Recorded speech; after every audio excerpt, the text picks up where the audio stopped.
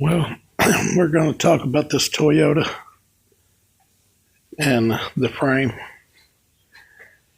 This wheel is back over an inch.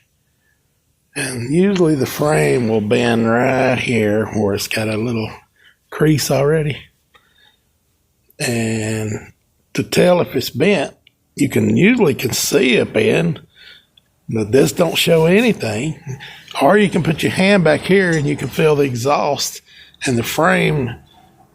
Most cars are the exact same on both sides. So if you can't put your finger in without touching the frame, a lot of times this bend, it'll be a lot closer, in other words.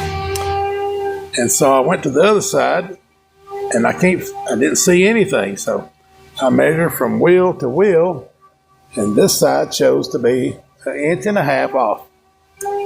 So I was like, well, the frame ain't bent. So I got to looking, and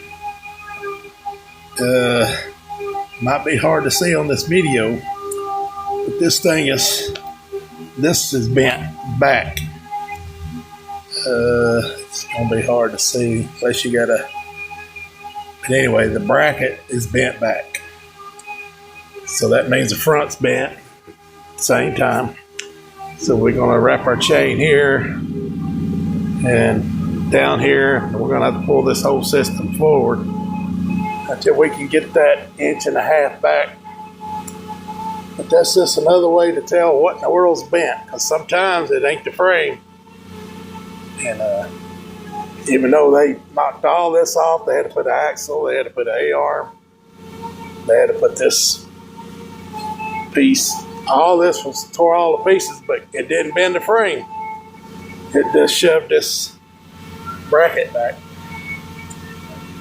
So we'll pull that forward, and that should bring the wheel right back where it needs to be. But that's just another way to see your frame's bent or where it's bent or what to do. Sometimes it's not easy to figure out when it's just 1 inch off.